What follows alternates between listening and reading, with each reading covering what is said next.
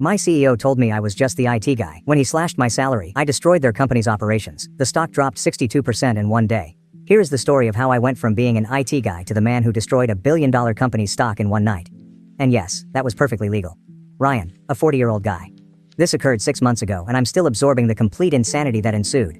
Sometimes, I wake up thinking about how close I was to embracing my fate. But then I recall what occurred, and I fall asleep like a baby. I worked with Apex Solutions for 12 years. I started as a junior systems analyst right out of college and worked my way up to senior infrastructure architect. Sounds classy, right? To most people at the firm, I was still known as the person who serviced printer jams and reset passwords.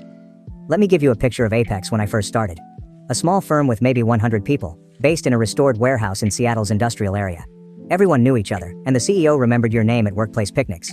I was 28 years old, fresh out of the University of Washington with a degree in computer science and over $80,000 in student loans hanging over my head. Apex offered me $60,000 a year, which felt like hitting the lottery at the moment. My flat in Fremont was a shoebox with 3 housemates and a mildew-smelling toilet. But I had a job in my profession, which was all that counted. Initially, the task was easy: database maintenance, user assistance, and preventing the network from crashing whenever someone opened too many browser tabs. Our systems were archaic. I'm talking about software from the late 1990s, kept together by duct tape and prayers. The main platform was a behemoth named DataCore Legacy. It managed everything from inventory management to customer billing and project monitoring. The gadget crashed at least twice a week, lost data arbitrarily, and required manual reboots that took 3 hours. We had 6 workers whose sole job was to maintain it operational. I spent the first 2 years of my career understanding the system inside and out. Every quirk, bug, and workaround. I got pretty excellent at explaining to furious department directors why their quarterly reports vanished into thin air. Here's something nobody knew. 5 years into my tenure, I created something remarkable. Year 5 was when I reached my limit with DataCore.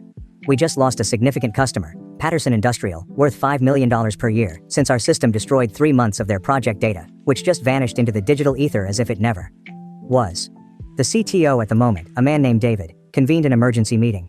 "We need to modernize," David explained. "DataCore is killing us." Management brought in consultants. 3 separate businesses, each quoting between $18 and $25 million for a thorough revamp. Implementation time: 30 to 48 months. The board rejected all proposals. Too costly, too hazardous, and too lengthy.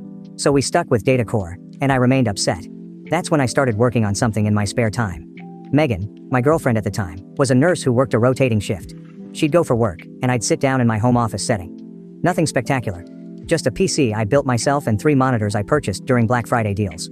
I would code every night, sometimes until 3 a.m. Weekends were also fair game. Megan despised it. You work all day, then return home and work all night on the same tasks. It is different, I assure her. This is mine. I spent 18 months creating the system from scratch.